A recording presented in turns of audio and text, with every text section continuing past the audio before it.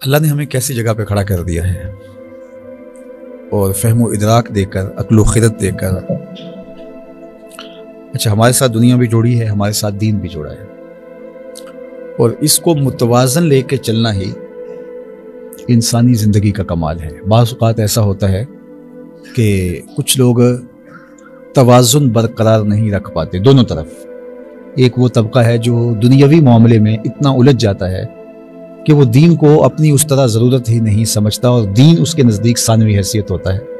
جو کافر ہیں، بے دین ہیں، جو اللہ کو نہیں مانتے، وجود باری کے منکر ہیں، ملحد ہیں، میں ان کی بات نہیں کر رہا.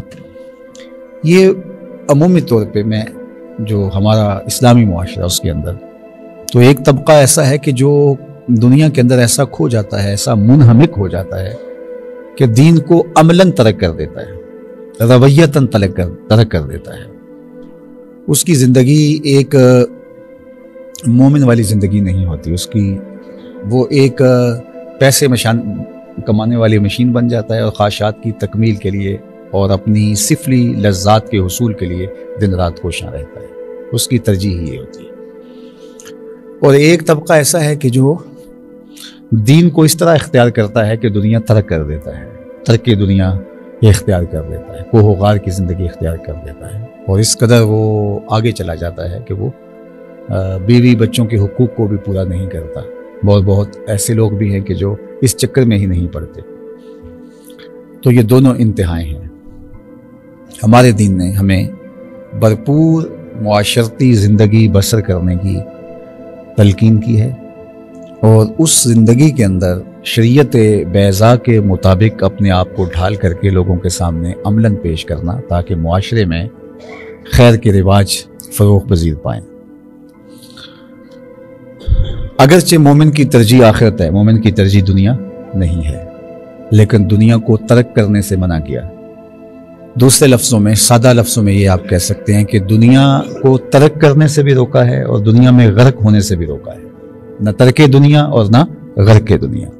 تو ترک سے بھی منع کر دیا اور غرق سے بھی منع کر دیا. میں اس کے لیے آپ کے سامنے حضور علیہ السلام کا ایک فرمان رکھنا چاہتا ہوں کہ آقا کریم علیہ السلام ایک دن ایک صحابی کو دیکھا، وہ سخت کمزور تھے، بلکہ حدیث پاک میں اس کی کمزوری کو بیان کرنے کے لیے جو لفظ استعمال کیا گیا وہ یہ ہے کہ چوزے کی طرح کمزور تھے، مطلب بہت کمزور تھے. تو جب اس کو حضور علیہ السلام نے دیکھا تو فرمایا کہ تو نے یہ کیا حالت بنا رکھی ہے، تو نے اللہ سے کوئی دعا تو نہیں مانگی تھی؟ تو اس نے کہا جی میں نے اللہ سے ایک دعا مانگی تھی اور شاید وہ پوری ہو گئی. کیا دعا مانگی تھی؟ اس نے کہا میں نے یہ دعا مانگی تھی کہ اللہ آخرت کے حصے کے دکھ بھی دنیا میں بھیج دے اور میری آخرت صاف ہو جائے. تو شاید وہ دعا قبول ہو گئی اور مجھے طرح طرح کے مصائب، آلام، پریشانیاں، بیماریاں، دکھ، اذیتیں، اپنوں اور بیگانوں کی طرف سے پہنچائی جانے والی تکلیفیں انہوں نے توڑ کے رکھ دیا، اور میری وہ حالت ہے جو آپ دیکھ رہے ہیں. تو بظاہر تو اس نے اپنی آخرت بچا لی اور دنیا جیسے تیسے بھی گزر جائے گی، لیکن حضور علیہ السلام نے اس بات پر اس کو داد و تحسین سے نہیں نوازا، بلکہ اسے فرمایا کہ تو نے یہ کیوں کہا کہ آخرت کے حصے کے دکھ دنیا پہ آ جائیں؟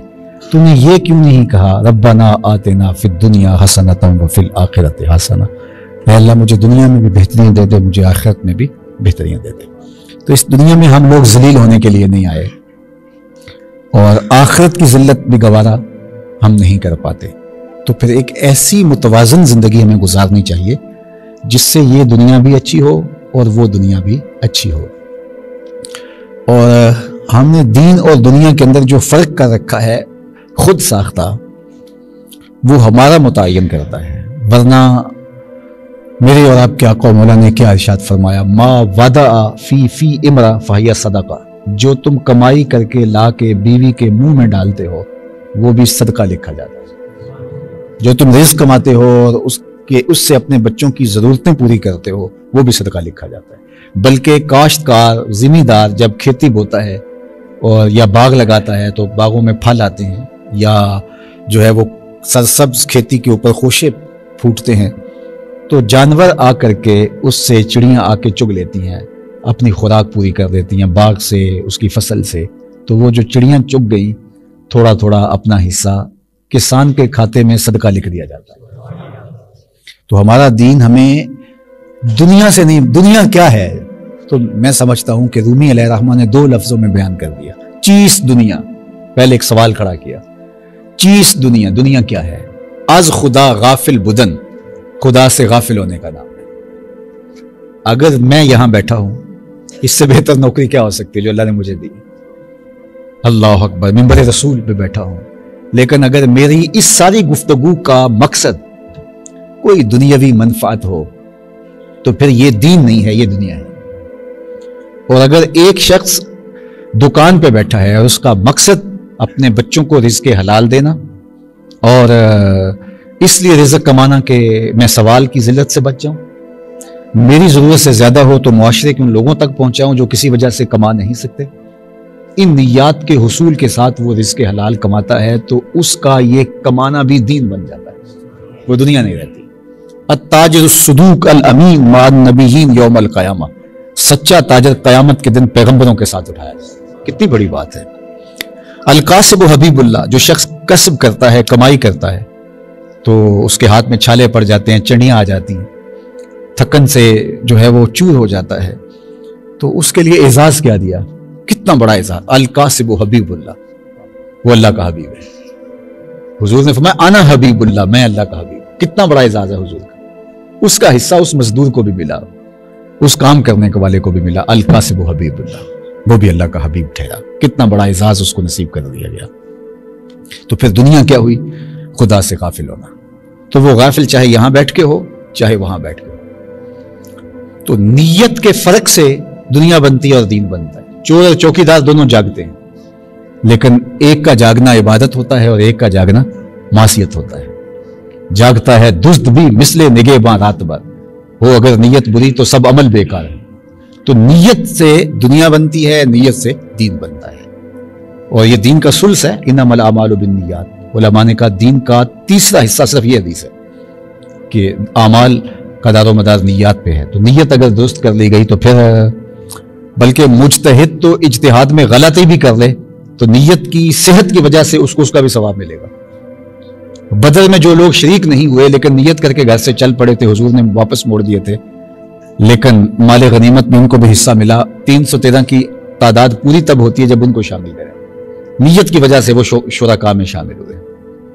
تو اس لیے ہمارا دین ہمیں ایک متوازن زندگی گزارنے کی تلقین کرتا ہے، جس میں ہم اپنے ہمسایوں کے حقوق ادا کریں، جس میں ہم اپنے دوستوں کے حقوق ادا کریں، اپنے والدین کے حقوق ادا کریں، اپنے نفس کے حقوق ادا کریں، اور رزق حلال، رزق طیب اور پاکیزہ رزق کما کر کے جو ہے وہ اپنے بچوں کا پیٹ پالے اور ان کی ضروریات کو پورا کرے۔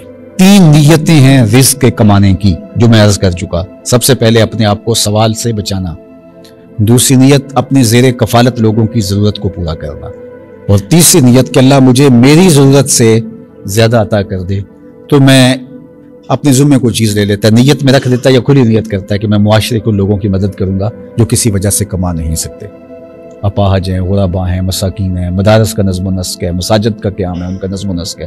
وہ کہتا ہے کہ میں اس لیے اتنی زیادہ محنت کر رہا ہوں کہ اس سے میں اپنا پیٹ پالوں گا، اپنے بچوں کی ضرورت کو پورا کروں گا، اور اس کے علاوہ بھی کام کر رہا ہوں، میں یہ کام بھی اپنے ذمہ لیا ہوا ہے۔ تو پھر اس کا یہ سب دین بن جاتا ہے۔ جس طرح ایک نمازی چل کے مسجد میں آتا ہے اور قدم قدم پہ اس کو نیکی ملتی ہے، وہ جب کاروبار کے ٹھیے پہ جا رہا ہوتا ہے اس کو بھی قدم قدم پہ نیکی ملتی ہے، نیت کی خوبصورتی کی وجہ سے۔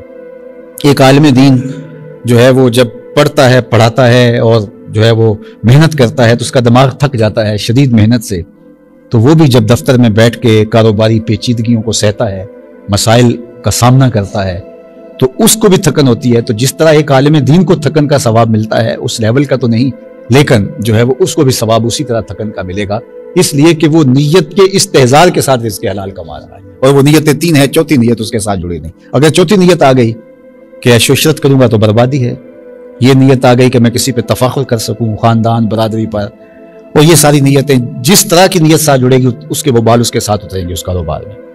تو یہ صرف ان 3 نیتوں کے ساتھ ہم اپنے رزق کو پاک بھی رکھ سکتے ہیں اور ایک متوازن زندگی گزار سکتے ہیں۔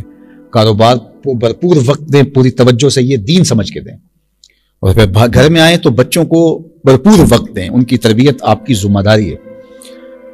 بیوی کو وقت دیں تو بیوی کے ساتھ بیٹھ کے جو آپ ملاعبت کرتے ہیں، مسکراتے ہیں، اس مسکراہٹ کا بھی ثواب لکھا جاتا ہے۔ اللہ اکبر۔ اور خاتون جو شوہر کی دلجوئی کے لیے کام کرتی ہے، جو مسکراتی ہے، حتیٰ کہ تیار ہوتی ہے، تو اس کا بھی اس کو ثواب دیا جاتا ہے۔ حاملہ عورت حمل کا بوجھ اٹھاتی ہے تو اس کو ثواب دیا جاتا ہے، دودھ پلاتی ہے تو دودھ پلانے کا اس کو ثواب دیا جاتا ہے، حالانکہ اس کے اندر جو محبت جو فطری طور پہ لانے رکھی ہوئی ہے۔ تو اللہ نے ہمارا ایک ایک لمحہ، حضور نے فرمایا مومن کی زندگی خیر ہی خیر ہے، اس کے پاؤں میں کانٹا بھی چبھے تو اللہ اس کا بھی اس کو اجر عطا کرتا ہے۔ تو ایک کانٹا چبھنے سے تکلیف ہوتی ہے، تو جو ہم مصائب اٹھا رہے ہیں، تکلیفیں اٹھا رہے ہیں، اذیتوں سے گزر رہے ہیں، تو ان کا ہمیں ثواب ملتا ہے۔ میرا یہ مطلب نہیں ہے کہ ان تکلیفوں کو مانگنا چاہیے، آ جائے تو صبر کرنا چاہیے۔ حضور میں صلی اللہ العافیہ، اللہ سے کبھی تکلیف نہ مانگو، کبھی معاشی بدحالی نہ مانگو، کبھی غربت نہ مانگو، کبھی بیماری نہ مانگو، کبھی جنگ نہ مانگو، یہاں تک فرمایا جنگ بھی نہ مانگو، لڑائی بھی نہ مانگو۔ لیکن اگر تمہارے اوپر یہ چیزیں آ جائیں، بیماری آ جائے، جنگ مسلط کر دی جائے، غربت آ جائے، تو فرمایا پھر استقامت کے ساتھ جو ہے وہ کھڑے رہو، صبر کرو، حوصلے کے ساتھ کھڑے رہو، جہاں مقابلے کی نوبت آئے مقابلہ کرو۔ تو اللہ سے ہمیشہ عافیت مانگو تمام امور میں، صحت میں، کاروبار میں، رزق میں اللہ سے مانگو، اللہ رزق حلال، رزق وسیع، رزق سہل، رزق مبارک اور رزق فراواں عطا کر دے۔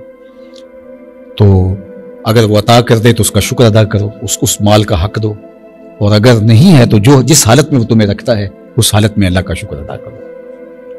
اور اگر وہ عطا کر دیتا ہے، اللہ اکبر، ایک روایت میں آتا ہے کہ اگر کسی شخص کے پاس، میری امت کے کسی شخص کے پاس ہے، لو ان دنیا کلہ بحذافی رہا، اگر دنیا اپنے سارے ساز و سامان کے ساتھ ایک شخص کے بید رجل من امتی، میری امت کے کسی ایک شخص کے ہاتھ میں آ جائے، یعنی دنیا کی ہر دولت، ہر ثروت، ہر اختیار، ایسا ممکن تو نہیں ہے عملاً، لیکن اگر فرض کرو اللہ کسی بندے کو دنیا کی ساری نعمتیں عطا کر دے اور ساری چیزیں اس کے ہاتھ میں آ جائیں اور وہ کہے الحمدللہ، تو فرمایا الحمدللہ کا وزن اس سے بھی زیادہ ہے۔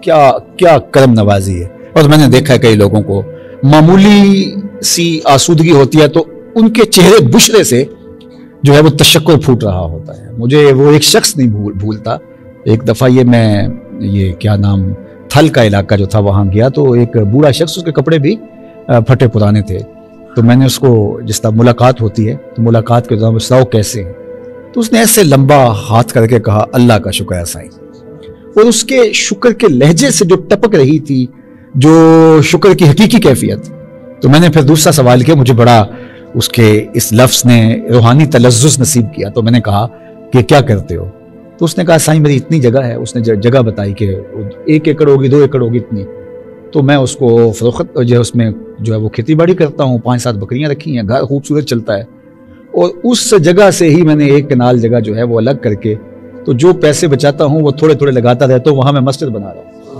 میں نے کہا یار کمال ہے۔ میں نے کہا ہمارا تو ایسے لوگوں سے بھی پالا پڑتا ہے، جب ان سے کہیں کہ یار کوئی اللہ کی راہ میں دیجئے، آج کل حالات ایسے ہیں، تو وہ ہمیں چہرہ دیکھ کے کہنے لگ جاتے ہیں وہ آج کل دعا کیجئے، بڑے مشکل مسئلے ہیں۔ تو میں نے کہا کہ یار تیرا یہ جذبہ، تو وہ مجھے مدتیں ہو گئی کبھی فراموش نہیں ہوا شاید۔ تو کئی لوگ جو ہیں وہ بالکل غریب بھی ہوتے ہیں، تو ان سے کہیں سناؤ کیا، تو الحمدللہ، الحمدللہ کے لہجے سے جو ٹپکتا ہوا تشکر ہے وہ اندر کھپ جاتا ہے۔ اور کئی لوگوں کو پوچھے سناؤ، وہ کہتے ہیں بس چل رہی، بس چل ہی رہے ہیں۔